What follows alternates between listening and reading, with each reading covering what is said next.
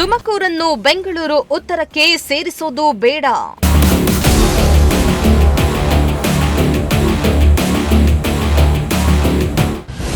ತಿಪಟೂರನ್ನು ಪ್ರತ್ಯೇಕ ಜಿಲ್ಲೆ ಮಾಡಿ ಎಂದ ಜೆಡಿಎಸ್ ಮುಖಂಡ.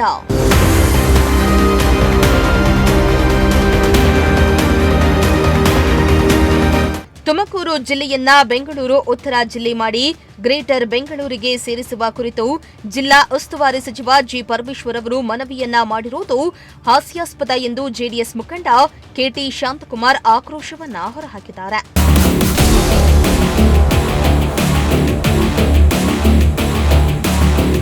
ತಿಪಟೂರಿನಲ್ಲಿ ನಡೆದ ಜೆಡಿಎಸ್ ಸೇರ್ಪಡೆ ಕಾರ್ಯಕ್ರಮದ ವೇಳೆ ಸುದ್ದಿಗಾರರೊಂದಿಗೆ ಮಾತನಾಡಿದ ಅವರು, ತುಮಕೂರು ಜಿಲ್ಲೆ ತನ್ನದೇ ಆದ ಇತಿಹಾಸವನ್ನ ಹೊಂದಿದ್ದು ಶೈಕ್ಷಣಿಕ ಹಾಗೂ ಸಾಮಾಜಿಕ ಕ್ಷೇತ್ರದಲ್ಲೂ ಜಿಲ್ಲೆಗೆ ವಿಶೇಷ ಸ್ಥಾನಮಾನವಿದೆ.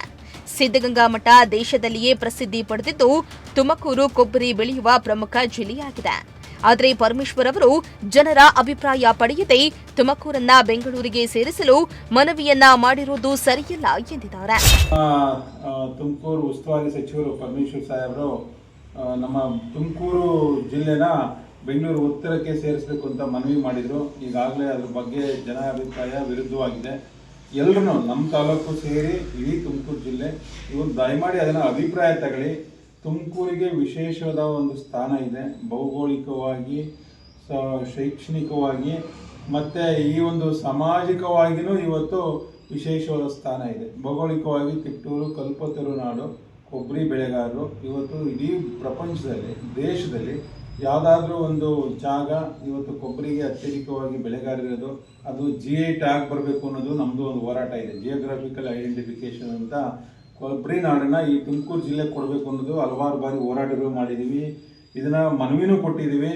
ಅದಕ್ಕಾಗಿ ನಾವು ಹೋರಾಟ ಮಾಡಬೇಕಾದ್ರೆ ಇವರು ಇದನ್ನು ಭೌಗೋಳಿಕ ಹಿನ್ನೆಲೆನ ಮರೆತು ಇವತ್ತು ತುಮಕೂರನ್ನ ಬೆಂಗಳೂರಿಗೆ ಜಿಲ್ಲೆ ಮಾಡಿ ಅನ್ನೋದು ಯಾವ ನ್ಯಾಯ ಅನ್ನೋದು ನಮ್ಮದು ಪರಮೇಶ್ವರ್ ಸಾಹೇಬರಿಗೆ ಕ್ವಶನು.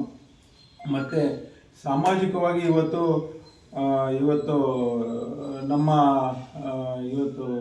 ಏನೊಂದು ಶಿವಕುಮಾರ ಸ್ವಾಮೀಜಿ ಸಿದ್ಧಗಂಗಾ ಮಠ ಇವತ್ತು ದೇಶದಲ್ಲೇ ಎಲ್ಲ ಕಡೆನೂ ಪ್ರಸಿದ್ಧಿ ಹೊಂದಿದೆ.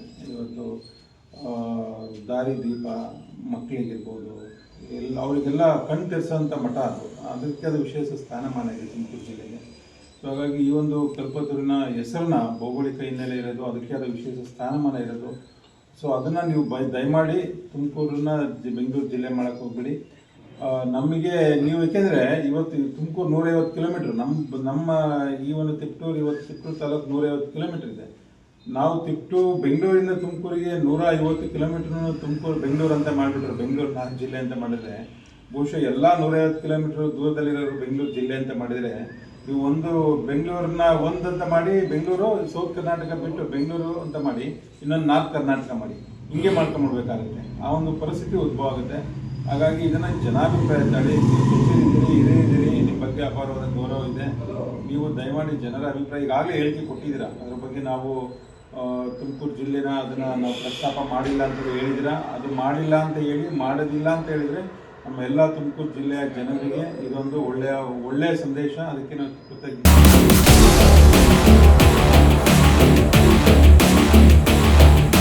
ಇನ್ನು ಷಡಾಕ್ಷರಿ ಅವರು ತುಮಕೂರನ್ನ ಬೆಂಗಳೂರು ಉತ್ತರವನ್ನಾಗಿ, ತಿಪಟೂರನ್ನ ಪ್ರತ್ಯೇಕ ಜಿಲ್ಲೆ ಮಾಡ್ತೀನಿ ಅಂತ ಬರೀ ಉಡಾಫೆ ಉತ್ತರಗಳನ್ನ ಕೊಡ್ತಿದ್ದಾರೆ. ತಿಪಟೂರನ್ನ ಜಿಲ್ಲೆ ಮಾಡಲು ಶಾಸಕರು ಏನೋ ಹೋರಾಟ ಮಾಡಿದ್ದಾರೆ. ಜನರು ನಿಮ್ಮ ಬಗ್ಗೆ ಬೇಸತ್ತು ಹೋಗಿದ್ದಾರೆ. ಆದಷ್ಟು ಬೇಗ ತಿಪಟೂರನ್ನ ಪ್ರತ್ಯೇಕ ಜಿಲ್ಲೆಯನ್ನಾಗಿ ಘೋಷಿಸಿದ್ರೆ ಜನರಿಗೆ ಹೆಚ್ಚು ಅನುಕೂಲವಾಗುತ್ತೆ ಎಂದು ಆಗ್ರಹಿಸಿದ್ರು. ದಯಮಾಡಿ ಇದನ್ನ ಇಲ್ಲಿಗೆ ಒಂದು ಅಂತ್ಯಗೊಳಿಸೋದು ಒಳ್ಳೆಯದು. ತುಮಕೂರು ಜಿಲ್ಲೆಯಾಗಿ ಇರಲಿ. ಆಮೇಲೆ ನಮ್ಮ ಷಡಾಕ್ಷರಿ ಅವರ ಮನೆ ಹೇಳ್ತಾ ಇದ್ರು, ನಾವು ಬೆಂಗಳೂರು ಉತ್ತರ ಜಿಲ್ಲೆ ಮಾಡಿಬಿಡ್ತೀವಿ, ತಿಪಟೂರನ್ನ ಜಿಲ್ಲೆ ಮಾಡಿಬಿಡ್ತೀವಿ ಅಂತ ಹೇಳ್ತಾ ಇದ್ರು. ಇದನ್ನು ಬರೀ ಉಡಾಫೆ ಒತ್ತುಗಳನ್ನೇ ಕೊಡ್ತಾ ಇದ್ದಾರೆ ಷಡಾಕ್ಷರಿ ಸಾಹೇಬರು. ನಮ್ಮ ಶಾಸಕರು ಇವತ್ತು ಜಿಲ್ಲೆ ಮಾಡ್ತೀವಿ ಅಂತ ಬರೀ ಒಂದು ಕತೆ ಕಟ್ಟ ಜನಗಳಿಗೆ ಒಂದು ಕಣ್ಣೋರ್ಸೋ ತಂತ್ರ. ಸುಮ್ಮನೆ ಎಲ್ಲೂ ಹೋದಾಗ ಅಲ್ಲಿ ಒಂದು ಉಡಾಫೆಗೆ ತಿಪಟೂರು ಜಿಲ್ಲೆ ಮಾಡ್ಬಿಡ್ತೀನಿ ಏನು ಮಾಡ್ತಾ ಇದ್ದಾರೆ ಶಾಸಕರು? ಅದ್ರ ಬಗ್ಗೆ ಏನು ಧ್ವನಿ ಎತ್ತಾ ಇದ್ದಾರೆ? ಬರೀ ಬಾಯಿ ಹೇಳಿಕೆ ಮಾತು ಕೊಟ್ಬಿಟ್ರೆ ಆಯ್ತಾ? ಎಲ್ಲೋ ಒಂದು ಪ್ರೆಸ್ ಮೀಟಾಗಿ ಕರೆದಾಗ ಇಲ್ಲ ಜಿಲ್ಲೆ ಮಾಡ್ಬಿಡ್ತೀನಿ ಏನು ಅದ್ರ ಬಗ್ಗೆ ಏನು ಹೋರಾಟಗಳು ಮಾಡಿದ್ದೀರಾ? ತಿಪಟೂರು ಜಿಲ್ಲೆ ಮಾಡೋದಕ್ಕೆ ತುಂಬ ಅವಶ್ಯಕತೆ ಇರೋದು. ಇದನ್ನ ಹೋರಾಟಗಳು ಮಾಡಿದ್ದೀವಿ. ನಾನೊಂದು ದೊಡ್ಡ ಬೃಹತ್ ರ್ಯಾಲಿ ಮಾಡಿ ಹೋರಾಟಗಳು ಮಾಡಿದ್ದೆ. ಬಹುಶಃ ತಿಪಟೂರು ತಾಲೂಕಲ್ಲಿ ಅದ್ರ ಬಗ್ಗೆ ಒಂದು ಹೋರಾಟ ಶುರು ಮಾಡಿದ್ದೆ ನಾನು ಅನ್ಸುತ್ತೆ, ಈಗ ಒಂದು 5-6 ವರ್ಷದ ಹಿಂದೆ.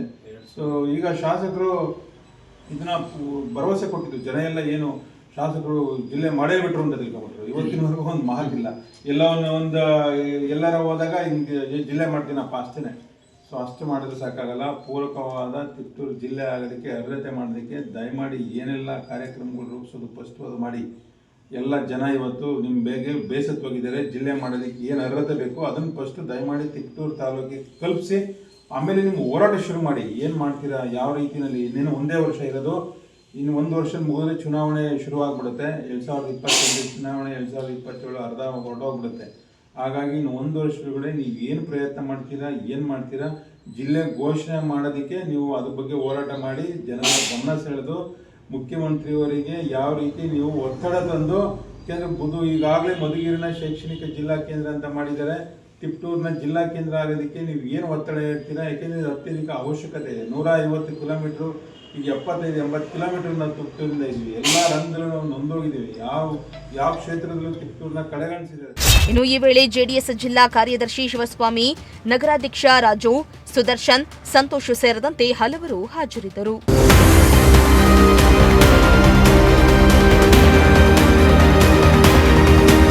ಕಿರಣ್, ಪ್ರಜಾಶಕ್ತಿ ಟಿವಿ, ತಿಪಟೂರು.